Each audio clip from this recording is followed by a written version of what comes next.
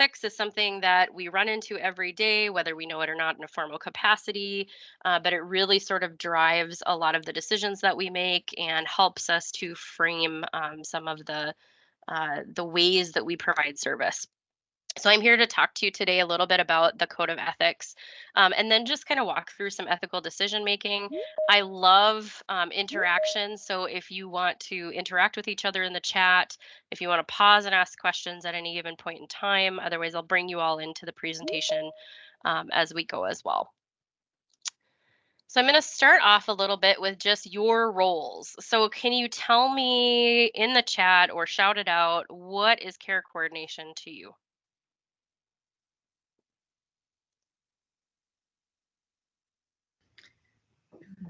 Helping support individuals who struggle with substance use and mental health in areas such as housing, employment, criminal justice, recovery, transportation, and communication, and etc. Yeah, you cover a lot of different life areas. So you're kind of helping, it sounds like, build that bottom rung of the pyramid of Maslow's hierarchy, if you've ever heard of that.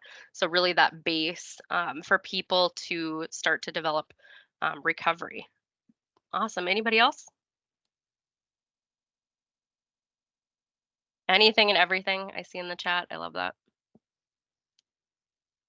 Direct support advocacy. I like that advocacy word. Sometimes it's hard for people to really express themselves. And so sometimes we find that we have to be their voice. That's also a common theme in therapy as well, is how do we advocate for rights of individuals that we work for? Absolutely. Extended recovery and support. You guys all have fantastic definitions. Yeah, so this slide just kind of looks at a general collective view of what care coordination really all encompasses. And so this is really your primary role as a care coordinator is to enhance people's recovery capital in a way that helps them reach their goals. That could look like a whole lot of different things. So it could be helping to improve their wellness. It could be, like you mentioned, transportation to and from getting those resources. It could be even walking through somebody, to say like, what is your experience in this area and how can we help magnify your voice so that you make sure that you're heard. So care coordination can kind of take on a variety of different roles and it means something a little bit different to everybody. So one of the things about care coordination and many other areas of helping fields, so we're talking therapy, nurses, other types of practitioners, doctors, we all really sort of are in this together in a way that we have a unique role with a unique purpose to help people be the best people that they can possibly be. And there are times when we all need that level of support, right? So one of the things and the reasons for building codes of ethics for these types of professions is so that we have something that sort of grounds us in what if we have really tough decisions to make. You guys are with people in their everyday lives every single day, encountering some really tough scenarios, and sometimes it can be really hard to know like what the right thing to do is. So code of ethics really just help us in a number of ways to make sure that that individual is protected, that they have some safety surrounding our professional roles with them, but also protects us so that we have a way of being able to know how far can we go or what type of decision we need to make in a maybe a rock and a hard place. So there's going to be some different definitions that we'll run through at this presentation. I just wanted to give you kind of an overview of what those are. So, an ethical code is really just a set of standards that identifies, it's agreed upon by professionals in the field, in this case, by the individuals here at DHHS that did a ton of research to be able to kind of provide this code for everybody, but it helps us guide and direct decisions.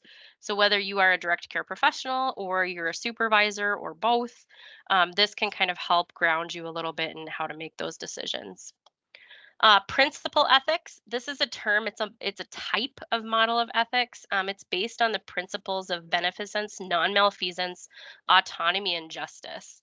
And what those different things mean, those are really big words, but essentially it means, beneficence is the benefit to the person. So how does this act of mine benefit this person directly? Non-malfeasance means I don't want to cause harm. to this person in any way. Autonomy means I want this person to be able to exist and make choices and have freedoms just like everybody else in the grand scheme of things. And so I want to be able to respect that to the limits of that person's ability, right? And then justice, it's a concept of fairness and commitment to the process and behavioral health. So in this case, justice really means, I had a supervisor who once said, "Would you do it for anybody else?" And then that always got me thinking, is this something that I would do for the client? Should I do this for the client? How do I go about making those decisions? So those are just some really big, ridiculous words that we use that you see a lot in the code of ethics, but really it's just meant to kind of base those core concepts. Okay, so the other thing we're going to talk about today, and we're going to do a lot of practice with this as well, is ethical dilemma. Like I mentioned, being caught between a rock and a hard place. I love this goat. Has anyone seen a mountain goat in real life?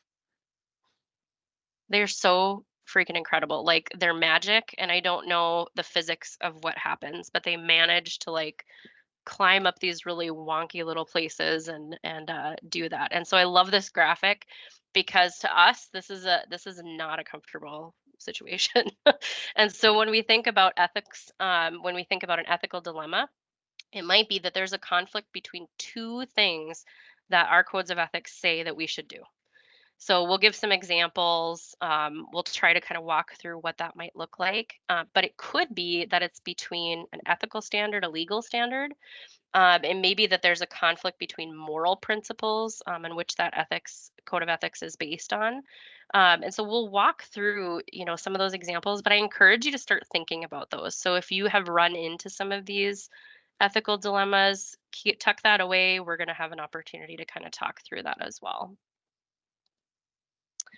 Okay, so the development of this particular code of ethics for care coordinators was based on a number of things. So it was guided by the principles of providing trauma-informed, recovery-oriented, and person-centered care. You're probably familiar with those terms, but in case you're not, trauma-informed basically just means that we acknowledge that everybody has a very unique experience, a unique worldview, and some people may have experienced events in their life that have created trauma internally for them. And we don't always know what that is. And so some of the basic principles of being trauma informed just means that we make that assumption that not everybody has the same view as us. We want to respect that they may have had some of these experiences, and we want to provide environments and sort of a way of being with people that doesn't in any way further traumatize a person. So that seems like a really loaded thing. But for a lot of things, it's just being mindful. It's being mindful about our tone. It's being mindful about the environment in which we are in. It's allowing that person to kind of be themselves and speak when they're ready and have sort of those experiences of physical and psychological safety. Recovery oriented, that just means that I am always thinking about recovery as sort of a non-linear process. It means that it could be a little bit this way, and then it could be a little bit this way, and it could be up and down. And it means that I'm always sort of striving for what that individual's definition of recovery is and how I can best help them in some way reach whatever that looks like. Person-centered care, very similar. It again just kind of means that that person, they are the expert. I am in no means an expert of anybody. As a therapist, my job is to help that person kind of define and become the best person that they want to be, whatever that looks like. And so there's a couple of things that kind of go with that we'll talk about with the code of ethics. One, and I'll talk about this further, is that we each have our own values. We have our own sets of values and things that guide us. That does not mean that our values are the same as the people that we work with. And sometimes it can be really tempting to be like, guys, like, I know what's best. Trust me. I've been down this path before. I know what's going to happen. It can be really tempting to kind of go there with a person. But in a lot of ways, that's us saying that our values are more important than your values. And so in a lot of ways, we have to sort of respect where individuals are and kind of have that conversation. But we'll talk about how to do that. This code of ethics was also supported by a few guiding principles. So integrated care One thing that I'm sure many of you have experienced being a part of the helping profession is that we really, really like to pick apart and bucket healthcare, particularly in this country. So we like to say, oh, that's your physical health. You need to go to this specialist doctor. Oh, that's your mental health. You need to go here. Oh, that's your substance use. You need to go over here. When really integrated care principles is the best way that we can be treated. And so it means that our spiritual, our physical, our psychological, our mental, all of it is one thing. And so if we're treating, somebody who has a substance use disorder, we expect that individuals probably have a whole other set of, ideals and different things, and maybe some struggles that happen along with that. They often go hand in hand. So for example, trauma and substance use disorders are mutually indistinguishable many, many times. Um, Professional support, we have professionalized this field in a lot of different ways. And again, that doesn't mean that anyone is better than anybody else. But what it does mean is that there is sort of an expectation within that relationship, that I have to, even though I'm getting to know somebody, for example, as a therapist or a care coordinator, I'm getting to know them on a really personal, intimate level. It does not mean that me and friendship are on the same pathway. And there's reasons for that. There's reasons that we're not always going to be in that same type of relationship. And then legal responsibilities. We all have legal responsibilities within our professional roles, such as integrity, abiding by law, things like that. And so a lot of these ideals, principles, and values sort of went into creating this code of ethics for everyone. I'm going to pause there and just see if there's any questions so far.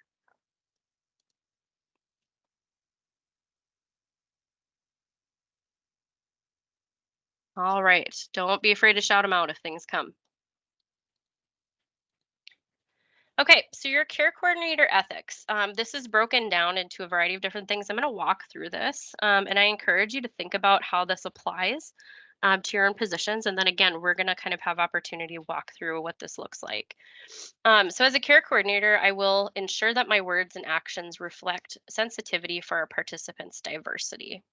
Anyone want to take a stab at what that might mean?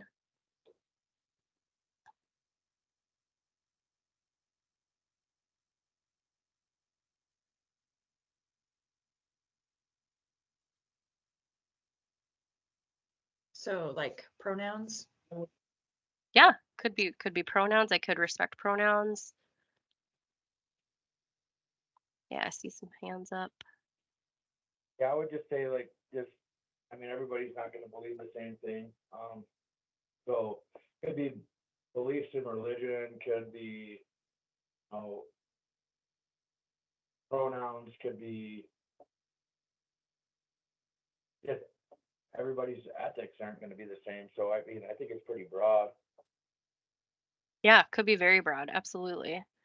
So really, it's that my words and actions, I'm mindful of how I portray myself and how I speak, and just be mindful again that everybody kind of comes from a different place. I teach a class over at Concordia, and we were talking about diversity and how to respect and intervene as a teacher with students in places where they see microaggressions or outright bullying or different things that are happening.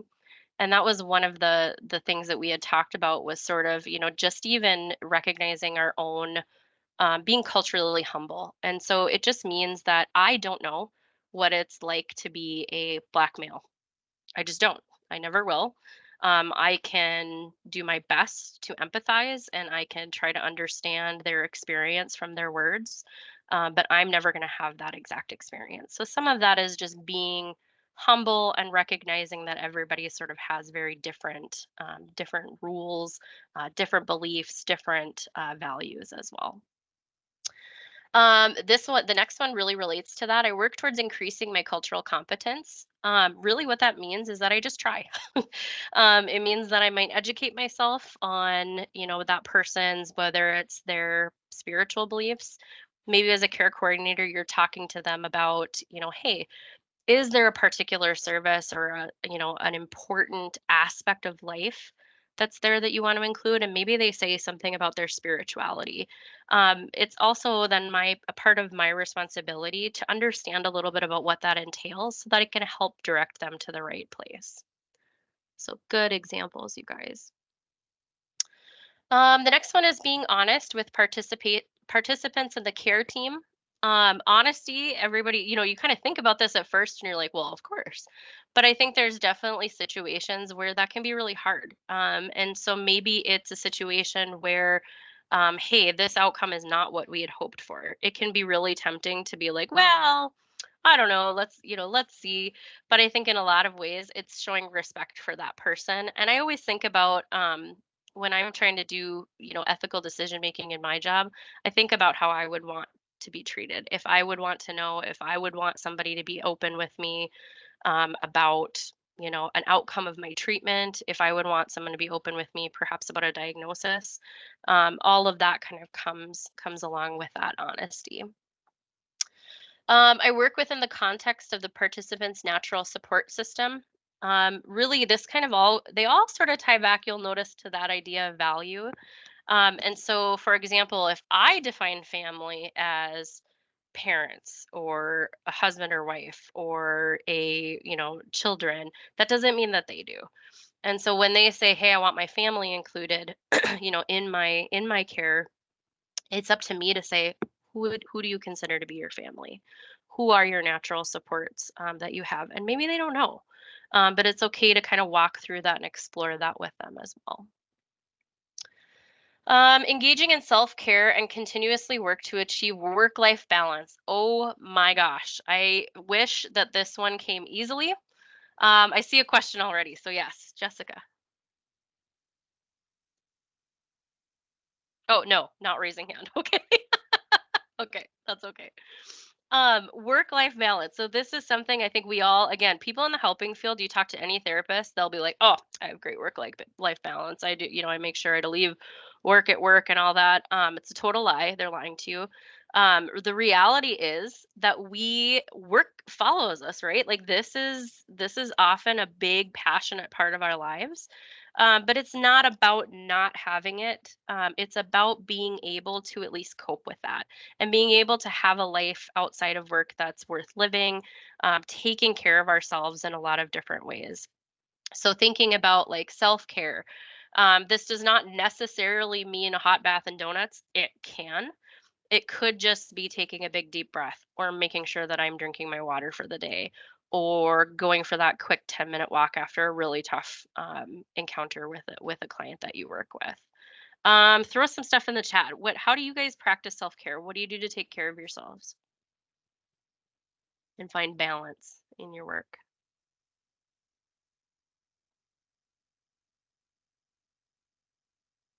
Work out. All right.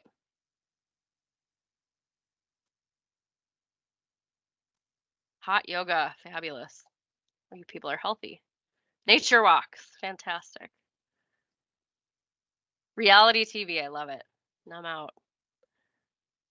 Do not engage with people at all. Oh my gosh, Kelly, I love that one.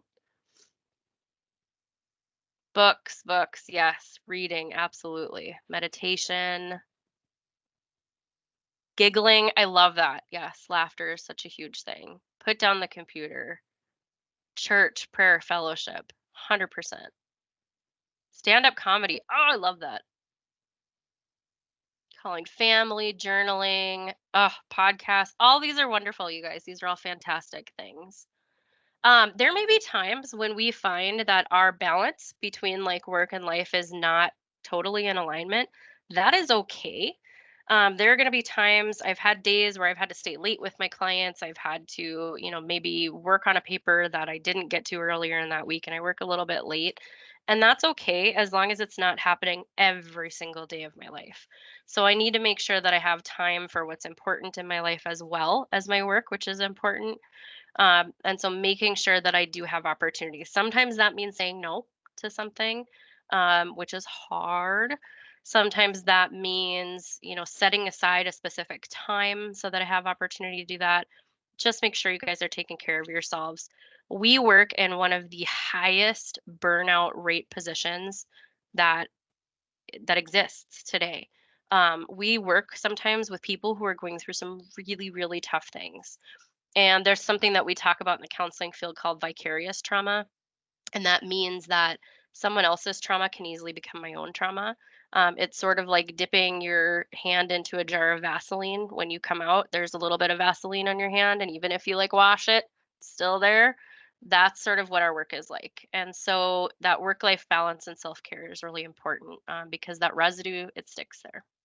Oh, therapy. Thank you. Called it out. I love that.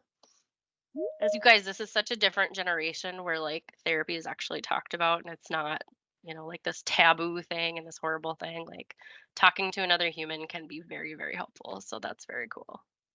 I love that. Sports, yes, shout out to all of the KC fans out there. I'm really sorry to the 49ers fans. I'm neither, so it is what it is, I guess. All right.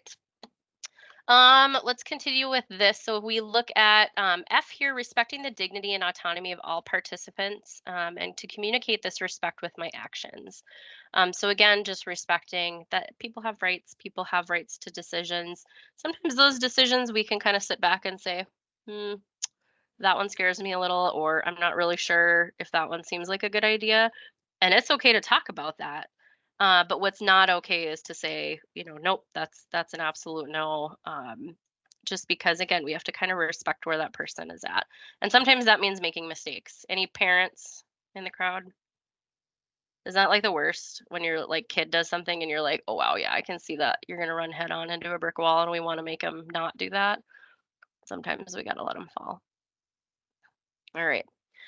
Advocate for your participants for their rights, fair treatment, and resources to meet their needs. I will caution, be careful with advocacy in the way that when we get really passionate about something, and I am one of these people, I just really want to I want to fix this. I want to help this person. I want to be able to get there. But that can take a lot out of me. And so I also have to be mindful that in my advocacy, I'm not necessarily burning bridges or running down, paths with other providers. I want to make sure that I'm respectful, kind of those interactions and of the relationships and of differences in opinion. We work in a system where there's a lot of different biases. We're going to touch on that in a bit. That's normal. That's part of being human. But part of our advocacy is to work to change some of those societal biases and the way that it integrates into our system. So advocacy is good. I can't state enough, if you have supervision, talk to your supervisor about this stuff. I use supervision all the time. I am constantly bouncing ideas off of things. When I'm working with someone, I know myself enough to know that when I start to get kind of a tunnel vision, when it comes to that person, I need to talk to somebody because I'm not sure if what I'm doing, if I'm doing it for the right reasons, if I'm, doing it because everybody else, am I doing this because I would do it for anybody else? I have to check myself on those things. Support participants' rights the right to make their own informed life choices while working towards or improving or maintaining their well-being and recovery. Promoting community integration for all participants and address stigma in the community through education. These can be little things, and I do have a video on stigma that we're going to watch. But really, this can be anything from like the way that we speak about things to the way that we talk to other people in our system. And so just being mindful to use language that is anti-stigma and making sure that we're kind of putting the parallel. I use a ton of different metaphors and things like that. And so I think about this in the same term as like any other healthcare, right? So if somebody is going to get, they go and see a cardiologist because they have a heart problem, and their heart doctor says you got to take this medication for a while. And if you don't, here's the potential risks. It's the same thing with mental health, right? So, hey, there's risks, there's benefits. What do you think? What do you want to do? So that collaboration. Okay, helping participants identify and acknowledge their strengths and use these strengths to progress towards positive outcomes, changes, and well-being. So I'm going to ask this question and I'm going to ask you to out yourselves a little bit here. And it's okay because we all have these. Have you ever worked with a client that you didn't necessarily like?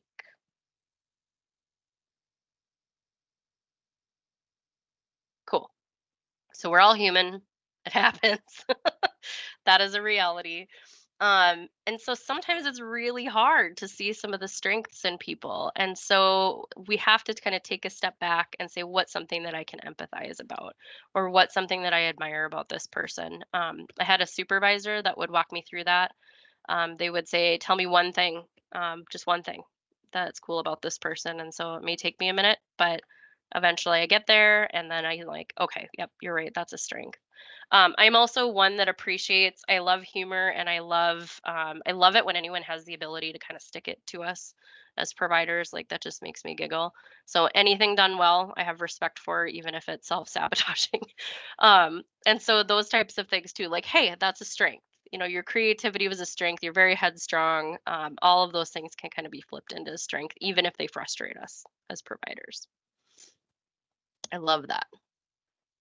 All right. Encouraging participants to participate in self-help and peer support. So helping people kind of connect to those resources. It doesn't always have to be a professional route. Sometimes it can be some of those informal things that really, really make a huge difference in people's lives. Develop, foster, and maintain healthy and effective professional relationships with boundaries to avoid using dual relationships. Man, do any of you work in small communities? Okay, that can be really hard. Dual relationships happen, and it's not to say that they can't happen. It's just to say, how does this affect then my relationship as a care coordinator working with this person? Sometimes what that means is that maybe like I know a little bit more about this person than the general public. And so when I see them in Walmart, I want to make sure that I say, hey, we don't talk about stuff, work related inside Walmart for your own respect for your own privacy. Having those conversations is perfectly okay to do. Some of the relationships, so thinking about like business relationships, there's reasons, and we'll get into some of that can cause harm. If I simultaneously as a therapist say, hey, you know what, I actually had a doctor that did this once.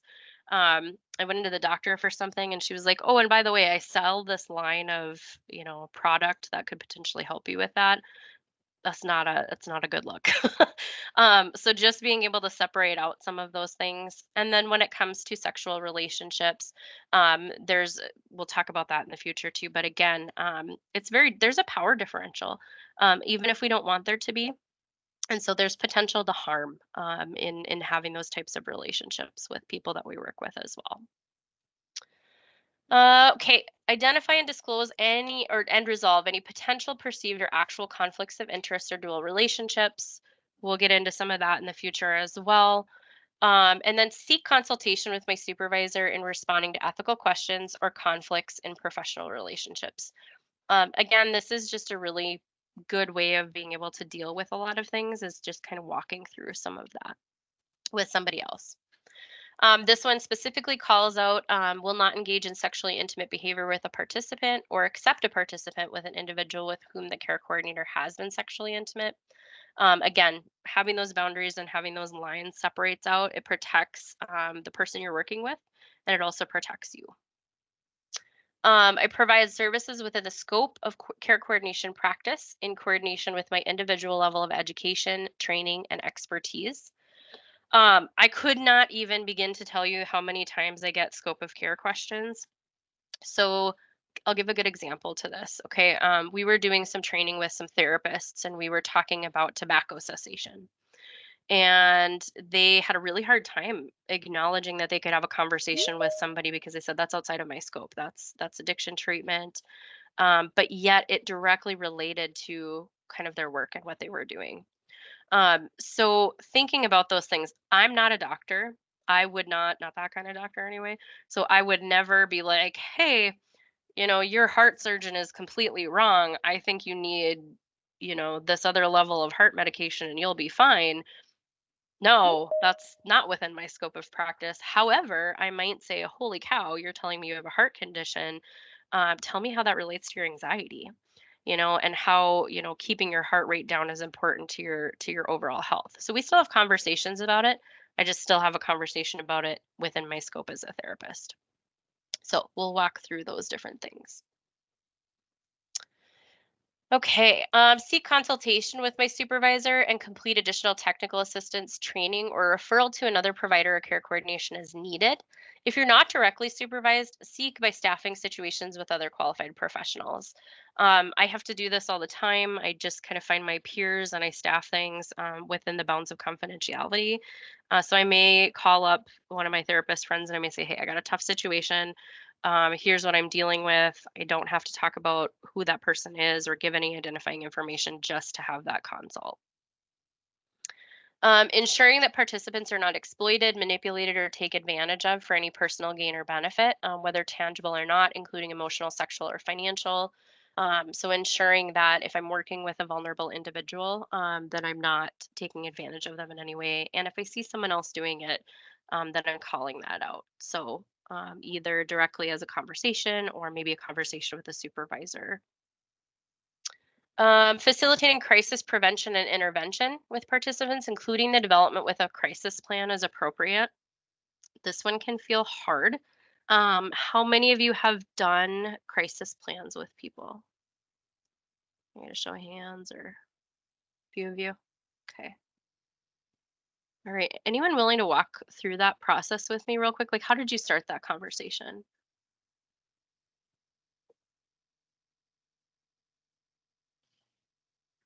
Hi, this is Carla. Hi. I always give them the 988 number on intake. And I tell them that, it's 24/7. There's a social worker therapist available. You're never alone. Our community, where we live, Langdon and Walhalla, does a monthly behavioral health meeting with the Department of Health in our counties. And that includes like the EMS and the police and ER nurses and Stephen and myself. And so that's part of it. We kind of like brain power on each other and say, okay, what are we going to do with this? What are we going to do with that? How do you do this? So that's been extremely helpful for me to include the county nurses and local ER and EMS. Awesome. Thank you, Carla. So including Yes. those local resources, get them connected to what's there. Absolutely. I think another thing that's cool is when you can do that with the person. So I often like to do this proactively. I don't like to wait until the person's actually experiencing the crisis. I might say something like, you know what, like walk me through the last time that you experienced a crisis. What happened? What did you wish would have been there for you? And so it's really neat to kind of hear from that person to get the ball rolling and thinking about that because sometimes it's something as simple as like, I just wish I had, been able to call somebody, wish I had it on speed dial so that I could have quickly, picked up that phone. And so when you're thinking about doing those things, that can be incredibly helpful is just walking through with that person. This kind of talks about that. So you work supportively and collaboratively, like you just said, Carla, with other providers, with agencies, and within your multidisciplinary care team. How many by show of hands have had a disagreement with another provider about somebody's care? Anybody? Okay. Happens all the time. And I'll tell you, we all think that what our opinion is best every time. So that can be really challenging. And so it's okay to acknowledge that we think that we're right, but it's also okay to be respectful to say, hey, I respect your opinion. Let's get this person involved and talk it through. So just being respectful and having those professional relationships. It's really hard to do that, but it goes miles and miles when people really feel connected and they feel that we're all human and we're all working for the same thing. Remain curious, learning, growing, developing, and seeking opportunities for professional development. I would say that this one to me is really impactful. As long as I'm curious in my job and I'm always like wondering and seeking to learn, that's huge. I want to always be growing. I don't ever want to get to a place where I'm like, yep, I know it all. I know how to do this. I'm golden. I always want to be able to keep that mindset. And then complete regular assessments of their participants' needs and preferences and the effectiveness of care coordination, sharing progress with the team through that updated care plan. It's okay to ask, hey, am I doing a good job? What would you want differently from me? For some people, that's a hard conversation to have, but you're also modeling really, really good communication skills through that. And feedback, even if it's constructive feedback, is very helpful for us to do our jobs. It doesn't always feel that way, and we might have our own kind of, trauma with that. And if you do, that's okay. Talk to somebody about that as well. If you have a supervisor, close friend, if you have a therapist for that. But all of those things can be really useful in being able to really do a good job at our jobs. Okay, that was a lot of stuff to go through for your ethical codes. So I'm gonna just pause. Everybody take a deep breath. Okay, we're gonna get into the next section here. Okay, so what happens when ethics conflict? You're like, this is all well and good, Shauna, but now B and F are conflicting, and now I don't know what to do. So Yoda is on here. Any Star Wars fans out there? That's awesome. I'm the biggest nerd. I once did an entire PowerPoint presentation series in the Lord of the Rings progression for a bunch of therapists, and it was the most fun I've ever had doing a presentation. So really, this is about, we're going to have to make a tough decision. It may not be the right one. That's just a reality. So when we go through ethical decision making, all it means is that we're going to take an integrated step-by-step approach to how to deal with a situation. So I'm going to interpret the situation through awareness and fact finding. So if I find, an ethical dilemma, I am going to state simply the facts. Maybe I'll write them out. Yes, I will make sure you guys get the PowerPoint. All right. So what types of situations constitute an ethical dilemma in your field? I'm going to leave that just to think about, because you guys literally just got your code of ethics. So I think you will find these things as you go. But think about, who are the people who are affected by this situation if you have an ethical dilemma? How do your values fit into that situation? Is it something that I'm interpreting my values in this? How does my culture fit into this situation? How does their culture fit into this situation? Once I've sort of mapped out the facts in some of those things, and I see a hand up, I just want to make sure I pause. Anybody have a question? Okay, let me know if I missed something. You can review all of your ethical code again and just kind of highlight or mark which ones you think apply. Which codes are you kind of struggling with? And then you can create a list of potential actions based on that. Do some pros and cons work with it. I know this feels like you're writing an essay, but this is also what protects us. It's that process of ethical decision making. So if you go through all of this and you make a decision and somebody down the road says, whoa, I don't think that was the right decision, you also have the ability to defend yourself and your actions by saying, this is the work that I did. This is what went into it. My supervisor and I talked this over and I made this decision. Rarely does that mean then that there's additional recourse. Oftentimes it's about making sure that we're thinking things through. Always take into account cultural considerations. I'll give some examples of this later when we walk through some scenarios. When we're thinking about advocacy, are there potentially discriminatory laws or regulations involved? We work with a very vulnerable population. Individuals with mental health and with substance use disorders are often discriminated against, unfortunately. That is still happening in our society. And we work to change that through advocacy. But again, kind of how we go about doing that might differ depending on the situation and how it, that person perceives that. So ensure that we have those pros and cons. And then maybe if there's a cultural impact at play here, is there any expert that I can consult with? So if it has something to do with someone's faith, for example, is there a faith leader I can bring into this conversation to help me better understand? I'm going to select an action by basically weighing out some of those pros and cons.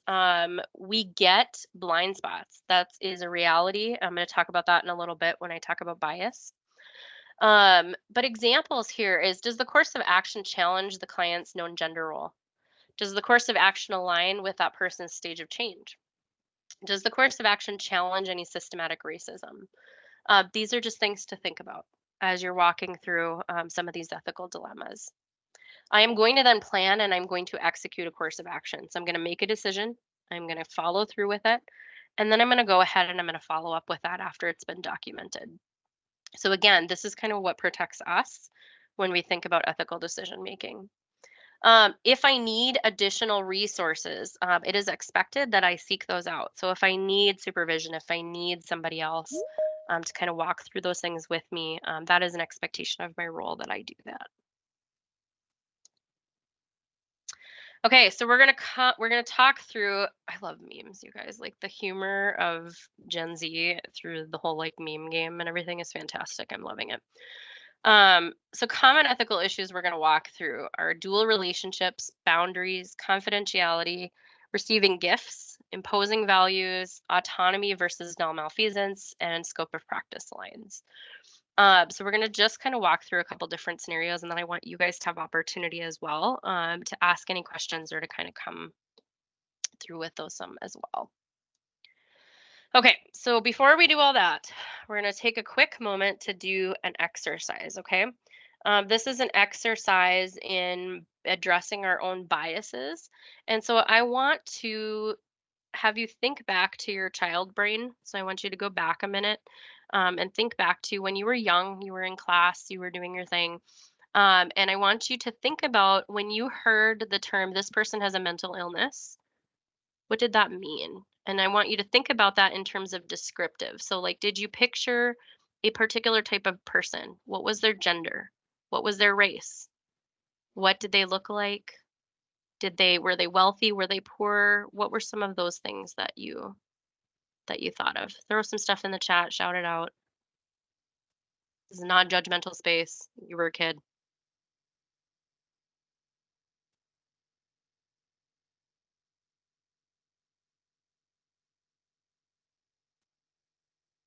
Mom. Yep.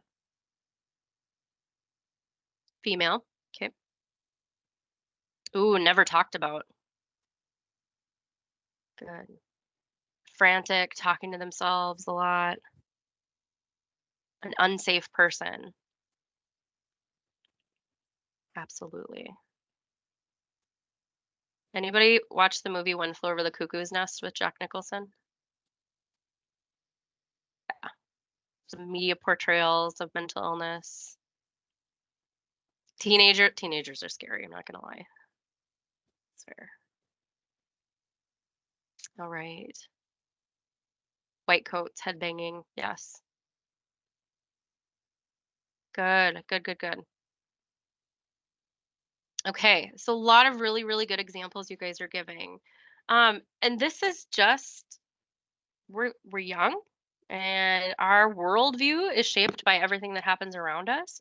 And so, for example, if maybe you had a parent with mental illness, your perception of mental illness might then be based on that experience with that one person. I'm going to give a good example of this. So when I was young, I was raised by my grandparents. My grandfather was a pastor of a church. And so we lived right next to the church, and he would have people of all types come to the house because they're looking for faith leadership and guidance. And so we had one individual who had come into town. He was new to the town. I'm from small town, North Dakota, so we knew everybody. Okay, so this guy was new. White male, early 20s, and he saw angels. And so he wanted to talk to the faith leader about the angels that he was seeing. And so, from my experience being a very young girl, kind of seeing this, I was thinking to myself, that's what mental illness looks like. It's a young white male who is seeing things that are not there. And so, to me, like that was the association that I had. Now, what happens is then as we grow, and as we start doing things, those experiences, our brain does that for a reason. It does it to protect ourselves. So, like if you had a bad experience, let's say that you had, been hurt in some way by a certain person who looked a certain way, sometimes that gets sort of embedded in us and can become a bias that we have.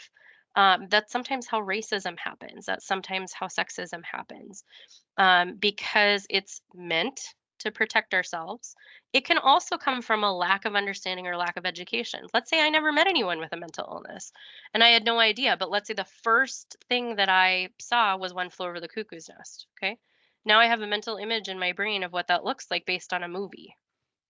So as we think about those different types of things, we think about where bias really comes from. You might have had teachers or parents, you know, who thought a certain way about a certain group of individuals. That can become, again, ingrained kind of in our brain. Even as we work to challenge those things as we get older, you may notice that some of those things still crop up. In the counseling field, we call that countertransference. And it's a significant reality that we have to deal with. We have to recognize when that's happening, because that can impact how I treat a person. That can impact and have a very significant impact on their own treatment. So I'm going to talk about that a little bit as well. So this was a research study just to kind of show you the impact of bias in our field, okay? They took 2 groups of therapists and they gave them groups of people that they were going to treat. And this group of therapists, they said, okay, you guys are going to treat substance abusers, okay? They did not give them any other information about the person's age, gender, socioeconomic status, anything, just the word substance abuser. Then they gave this other group of counselors another group of individuals and says, you guys are going to be treating these individuals who have a substance use disorder. And then they measured them on a bunch of different stuff to see kind of what the outcome of just that one phrase had. What they found was staggering. So the people over here who worked with the quote unquote substance abusers thought that these individuals were actually less likely to benefit from treatment.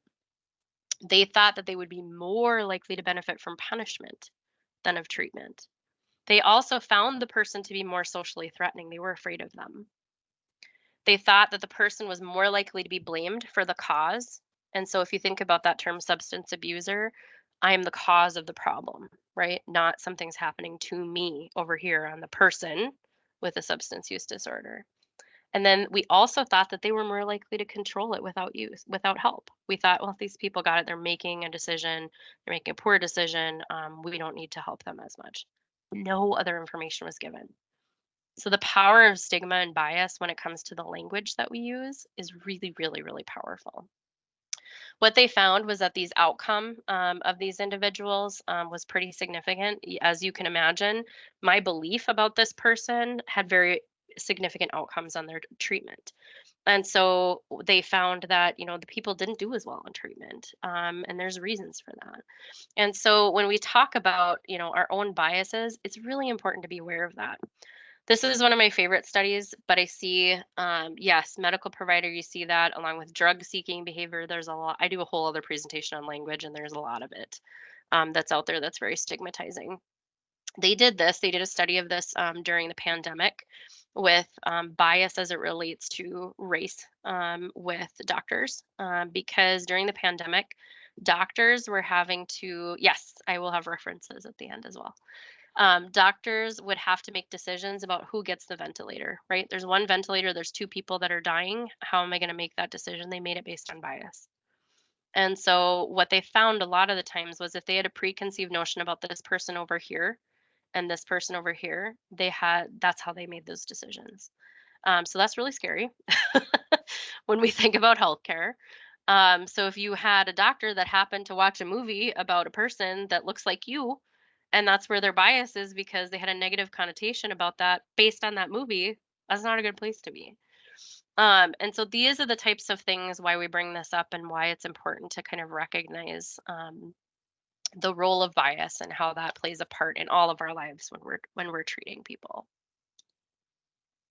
Okay, I'm gonna watch this video real quick. So this particular video kind of looks at if bias is an individual thing, then stigma becomes a societal thing. So this just looks at how bias sort of turns into stigma. And I think I shared sound, so we're gonna hope that it works. Somebody give me a thumbs up if they're able to see it and hear it.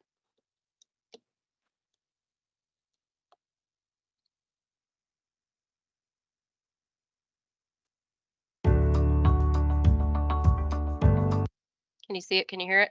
Perfect.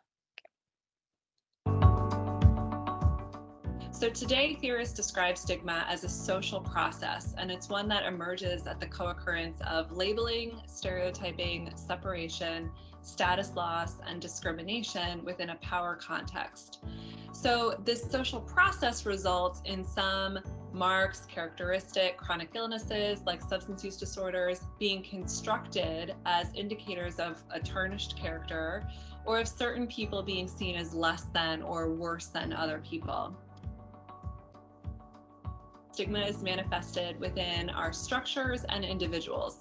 So in other words, this social process that's happening all around us is expressed or experienced at the structural and the individual level. So structural stigma is defined as societal level conditions, cultural norms, and institutional policies that constrain the opportunities, resources, and well-being of the stigmatized. So examples that we've heard about today already are the war on drugs, or policies that prevent people with substance use disorders from accessing really important resources like housing, employment, or treatment. At the individual level, so now among individual people, as researchers, we often differentiate between perceivers and targets. So perceivers are people who don't necessarily live with a stigmatized characteristic themselves, and they may perpetuate stigma. So this could be medical doctors, employers, coworkers, friends and family members, community members in general. And perceivers may endorse prejudice, which involves negative emotions and feelings. Research suggests that prejudice towards people with substance use disorders is characterized by feelings of contempt, and it's expressed by feelings related to moral outrage like anger, disgust, hate, and blame. We also have stereotypes, which are group-based beliefs that are often applied to individuals. So research suggests that people with substance use disorders are perceived as dangerous, unpredictable, responsible for their condition, and not capable of decision making.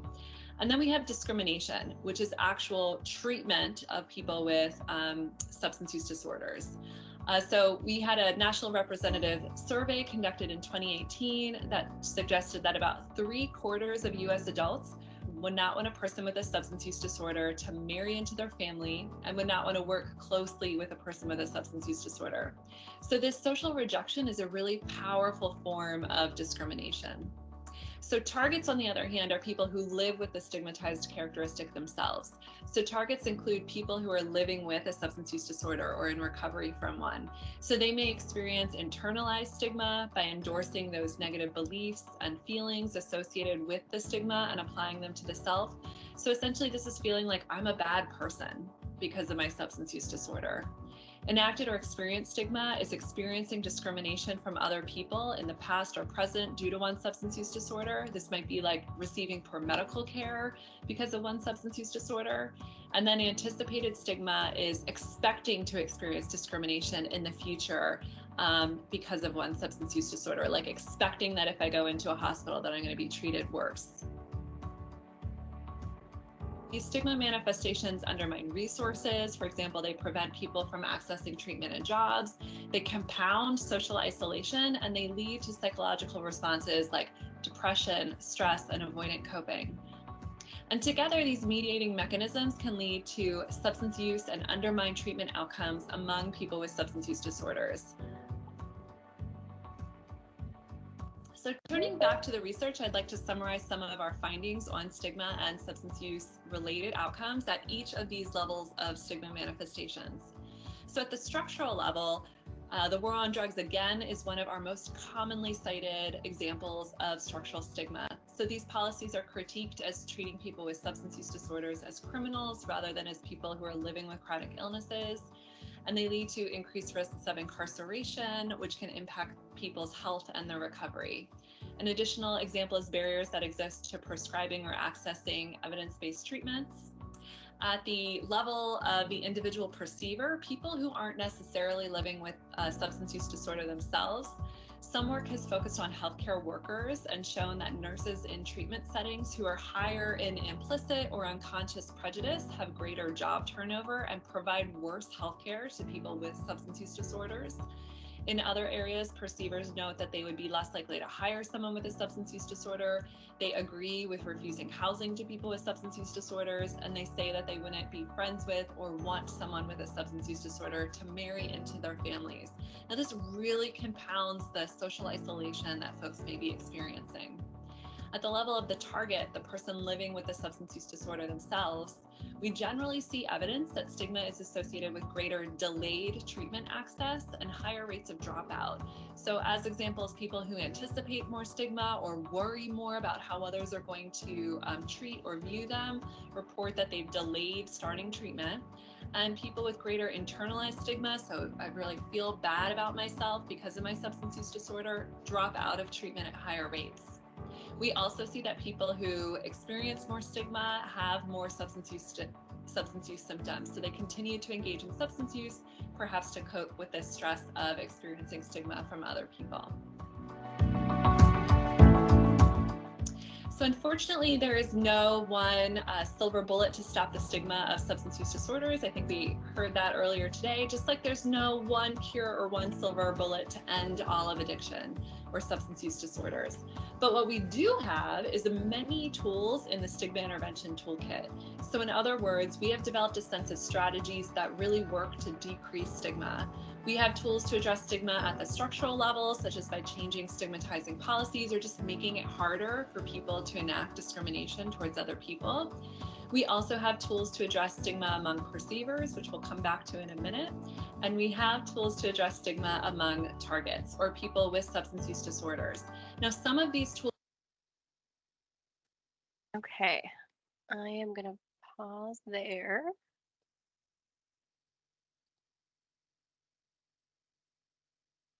Okay, and we are going to do a little bit of practice with some ethical decision making. And so, again, the reason I kind of wanted everybody to have that sort of bias fresh in their mind as well is to think about how that impacts when we're going to look at some of these ethical scenarios.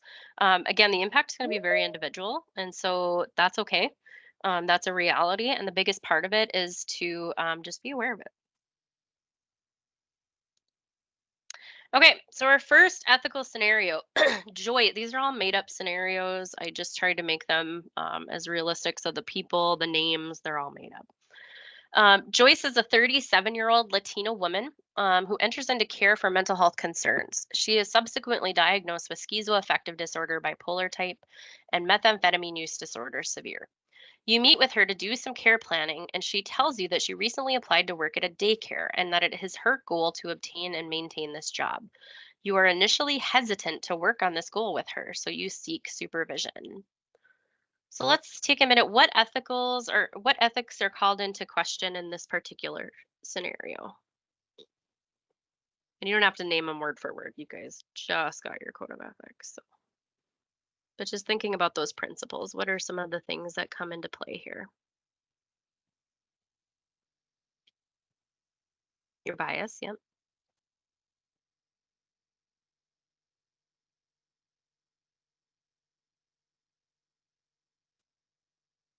Autonomy, yes, to make their own decisions, self-determination.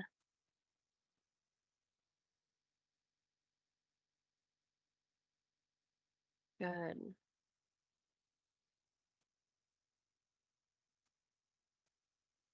Safety, very good.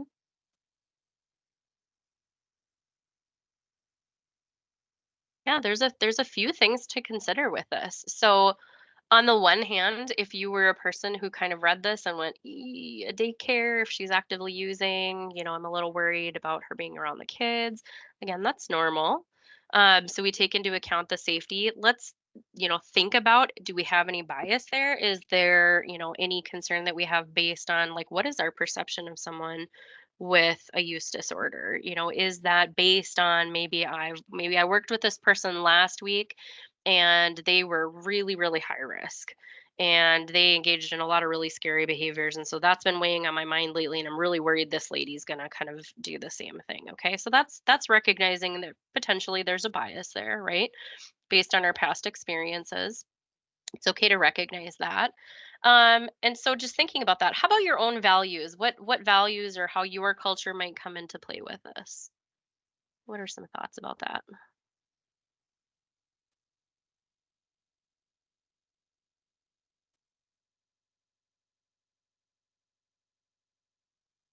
Your value of honesty, yes. Yep.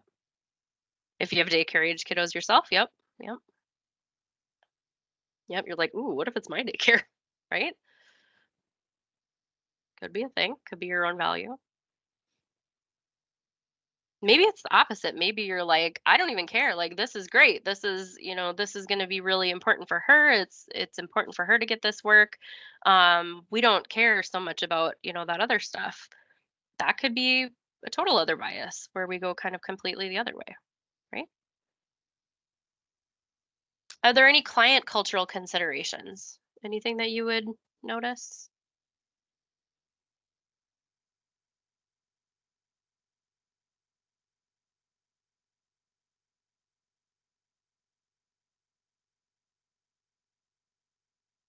Or maybe questions you'd asked? I would want to maybe know, like, how does her own culture kind of impact this decision or impact her desire to do this? Now, again, there's some cultural generalizations that happen. That does not necessarily mean. So, for example, within the Latino culture, work is very important. It is very much a significant part of that culture. Now, does not necessarily mean that Joyce practices that part of her culture. Okay, so I don't want to make that assumption, but I might ask those questions. I might say, how does this job really, impact your way of thinking and your way of being? How does culture play into this for you? Okay, and then you think about what course of action that you might take. Anybody want to throw something out there? What action might you take in this situation?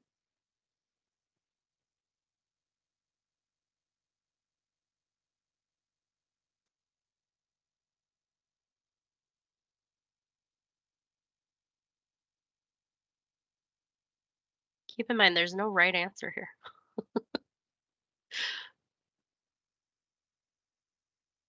It's just what we're thinking about.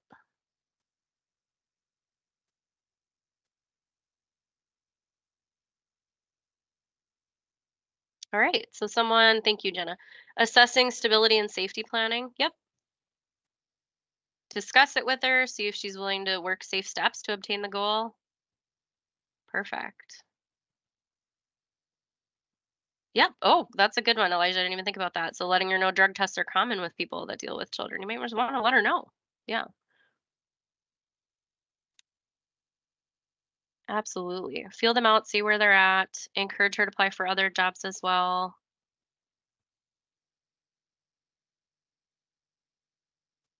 Yeah, there's no wrong answers here, you guys. So this might be something that you kind of weigh the pros and cons with her. We don't know when's the last time she used too. Like maybe she's got some early recovery happening. Maybe she's never used during the day during work hours. Maybe there's a lot of different things that kind of go on with this. So just having conversations, asking questions, all of that could be an excellent way to handle this situation. Good job, you guys. Okay, so this one just talks about autonomy. Somebody brought it up. It means the right to self-governance. And so we talked about this, right? It's the informed process, risks and benefits, rights and responsibilities, her capacity to make decisions. Maybe this looks really different if we throw in some other categories. Maybe, Joyce is having, active hallucinations and wants to harm children. That would be a totally different situation, right? So there's a lot that kind of goes in here. Yes, yep, absolutely. And keep in mind, Melissa, I'm so glad that you brought that up too, because like my own internal bias as a mom, I would be like, oh boy, right? Like that might be my immediate reaction to be like, oh gosh, like we got to make sure that, all of this is safe and that, I'm going to have some anxiety about that. But that's my issue, right? So I have to recognize that. And then I want to talk to her about all of those things. So her ability to make those decisions, understanding kind of the risks and benefits, might look really different based on some of those other characteristics as well, or other protective factors. Maybe she's got a job coach. Maybe that job coach goes with her and does some monitoring and does some work with her and helping her through that. It could look really differently. All right. Ethical scenario number 2. So Barbara is a 65-year-old Native American woman who has been seen at the center for a few years. She is diagnosed with alcohol use disorder in early remission and post-traumatic stress disorder. She notes that her PTSD symptoms have been increasing since she stopped using alcohol approximately 2 months ago. She tells you that she often has nightmares and awakens in the night and is very afraid and subsequently has high cravings to drink. She has a neighbor who used to regularly supply her with alcohol. Barbara is typically very respectful of the professional relationship, but she asks you if, just one time, she can call your work cell at night if she experiences a nightmare so you can remind her of her coping skills and help her through the situation. So let's talk here for a minute. What ethics are called into question here? Anybody?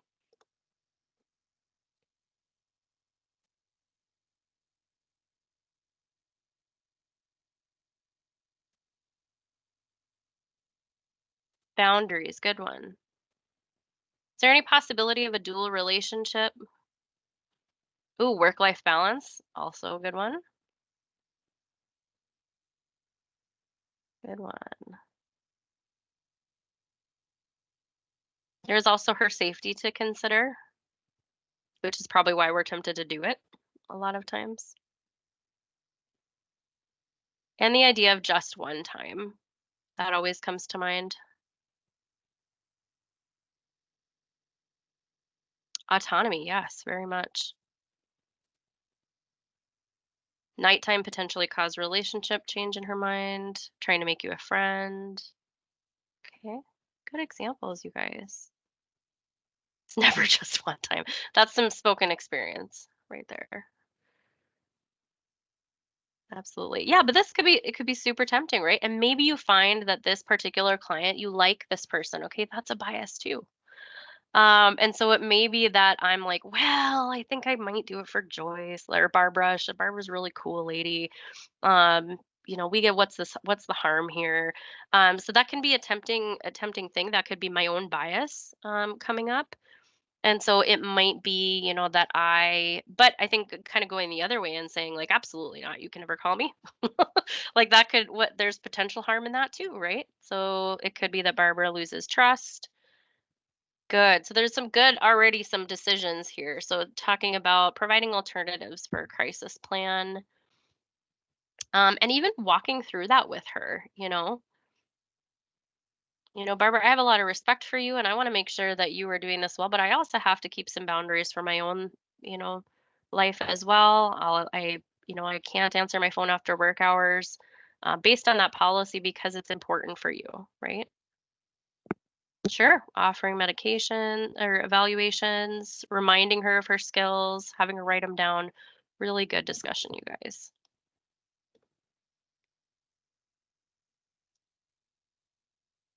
Yeah, so we're talking about boundaries, and that dual relationship. So here's, I use the example of a small town with limited resources. It's really great that we have 988 now, as that national line.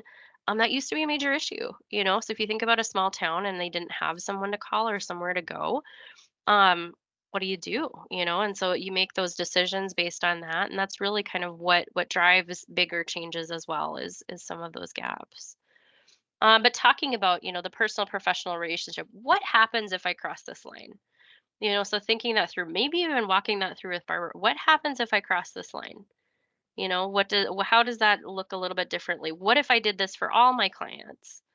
How would that look for me? And that helps kind of frame some of those things too, because they may not always be as familiar with the boundaries and some of the language that we use too. There's potential damage that could occur. Absolutely. Absolutely. But if I also just say no without kind of further explaining or without kind of walking through some of those situations, there's also potential there where Barbara might feel a little bit, betrayed. She might be like, well, you told me that I needed to use a resource and I'm trying to use a resource here. And now I feel a little bit icky. And so it's okay to, again, have those conversations.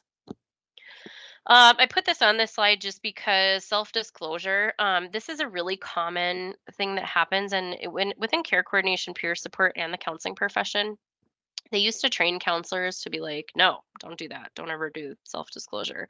But that's actually terrible, right? Because we're still human and we have to be human to be able to connect with another human. So one thing about self-disclosure, so like in the example of the two scenarios that we gave, if you have to give some self-disclosure, let's say to Barbara, where you're like, you know what, Barbara, I have a family, and that's one of the reasons that I try to make sure that I maintain a good balance between, my life and that. I'm not telling that to Barbara to, make myself feel any certain way. I'm using that as a tool to kind of model that work-life balance and some boundaries with Barbara. So that can be a good use of self-disclosure. But self-disclosure can be one of those things where you kind of want to weigh the pros and cons of that. Are you doing it out of the best for the client? Or are you doing it because you felt the need to do that? It's okay to do that when you relate to things, but again, sort of what's the pros and cons. And then there may be some variance across disciplines or scope. So, for example, a peer support might have responded very differently to that request from Barbara. They might have been like, "That is literally what I am here for, Barbara, and yes, you can call me because that's a time when I am, available." And so, again, it really depends on the role and all of those factors as well. Okay, we have about 15 minutes left, and I was hoping that I'd get to this point on time. Are there other scenarios, things like that you guys want to walk through? This is just opportunity for some discussion, questions. If you want me to go back to a slide, I can certainly do that. Let's just open it up.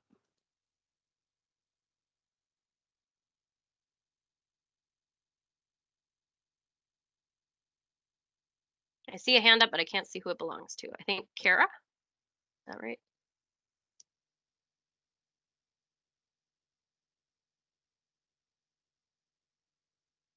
Hi, can you see me? I can, yes, hi Kara. Okay. So I just had this dilemma come up this week. I was assisting a client with filing a DV report. And so two situations came up was the stigma against my client from the police department. And maybe I crossed boundaries by being too available during this DV situation because I was available to the calls. And went and just provided support while they gave gave their story to the police department. And my client admitted to relapsing and using after the DV situation and self-injurious behaviors. So the police department was automatically wondering about his mental well-being and suggesting that he should go to the hospital. However, this client had talked to me, their substance abuse counselor, and their mental health provider. And all of us felt that there was no need to do a hospitalization in that situation. But throughout the questioning, they kept bringing this up and then commenting about their pupils and everything. So what's the best way to handle a situation like that in front of your client? Oh my gosh, Kara. First of all, big round of applause. Thank you. Thank you for being brave and speaking up and talking about these things because they are so real and they happen all the time. And you are not the only one that was like, I'm going to look back on this situation and be like, wow, did I handle this the way that I should have? Yeah. So Yeah. thank you for that, Kara. So that's an excellent question. So let's talk about, first of all, like what are some of the ethics that are being called into question here? And I'm going to actually try to bring up my previous slide just so we can look at it again.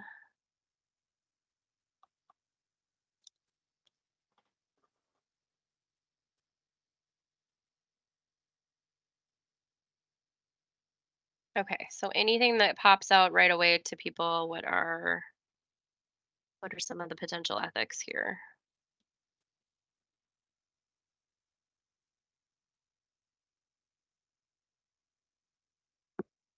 I can see a couple right off the bat. Yeah, I see advocate for Yep. participate, engage in self-care for myself and G advocate. work within the context of the participants' natural support system. D, yep. Context. Okay. Let's see what else is on here. Okay. Any other ones that you guys have? I'm just going to put them in the chat once I get them written here. How about this? I think that's what you were questioning, was whether or not this is something like, would I do this for everybody? That kind of thing. Yeah, definitely that. And my just to preface, my bias is domestic violence. Of course. Yep. Because of, there's that lived experience piece. So Yep. And thank you for calling it out and recognizing it, because I think that that's so hard. And even though it's like that can be an excellent way to connect with people is on that, same relationship, it can also bring up a lot of emotions for us who have experienced yeah, similar things. and I'm usually pretty aware, like I keep it in the forefront when I go into situations like Absolutely. this, because I know that I have a biases with it. So Absolutely. Right. it's how do you advocate for your client in front of the police without, when it comes to working with another agency? That was Yeah. kind of one of the things that I kind of struggled with at that moment. Yep. Well, and what I'm hearing is there was a likelihood that that police officer had a bias too, right? So he saw Right, some signs of right. substance use, and to him or her, whoever the police officer was, to them that meant hospital. Like, this person needs a hospital, right? So to Right. them, they kind of automatically went to that high risk Well, and then situation. accusing him of actively doing drugs at that Yes. moment. Yep. And that's the last thing for me a victim wants to hear, because they're scared they're going to get arrested Yep. when So some everything was open stigma. on the initial phone call. I mean, what Yes. I ended up doing was, when I was kind of out of earshot with this officer, with my client, was I just kind of said, this client's been with me for just about a year now, and we've been working on the relationship problems for the last year. So for this person to come forward and talk to the police department is very huge for them, Right. because Right. the fight gets escalated, the client relapses, and then comes to you guys. And when they're being accused of using and needing mental health help, they're now going to pull out of wanting to do this and 100%. not file a report. So it's kind of like Oh. I educated the officer in a way. Yeah. Yeah. And I don't that's a I don't wonderful know if way. that's the right thing to do. Well, I see. And so here's the thing, like, there is no magic perfect answer. And so that's where you had some facts, you laid them out, you recognized your bias, you proceeded in a certain fashion, and then you follow up with that. So the biggest thing is, like, especially when we're working in these really tough situations and these crises, is that we're sort of always looking to grow and make sure that we are mindful of these things, right? And so I'm seeing some really good suggestions in the chat. So doing those, Mhm. unconscious bias assessments. I really appreciate that. Yes, there's stigma of the person in the domestic violence situation being a man. Men can't be victims. That is a very common bias. Absolutely. So all of those things kind of coming into play here. And then on top of that, you're kind of on the spot, right? So you're between advocacy, but then you got to keep relationships, right? You don't want to, like, piss off this police officer and then not have them help, right? So a lot of those Mhm. kinds of things that are happening in those moments. And education is a really nice way to handle that situation, because at that point in time, we're saying, what the person really needs in this moment is, for this situation to be handled. There's some other stuff happening. They've got some supports for that. Let's just talk about how we can handle this particular situation of getting this reported and making sure that they're safe. Awesome job, you guys. Thank you, Kara. Everybody, a round of applause for Kara. Thank you. Thank you. Awesome. All right, we probably have time for one more either scenario or some questions.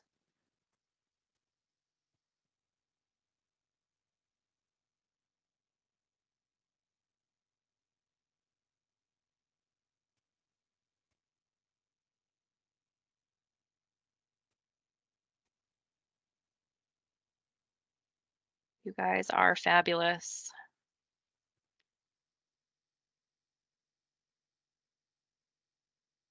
All right. Thank you so much for having me. I really appreciate everybody being active and involved and thinking about these things.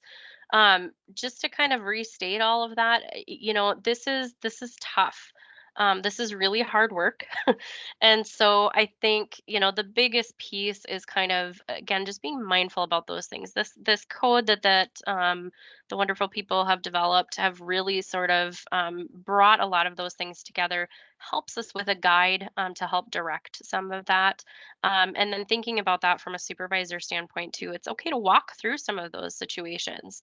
It's okay to think about how we could do something differently, or maybe I'd do it a little bit differently the next time, or maybe it depends on this person. But a lot of that self-reflection and talking things through can be intensely helpful as we move forward.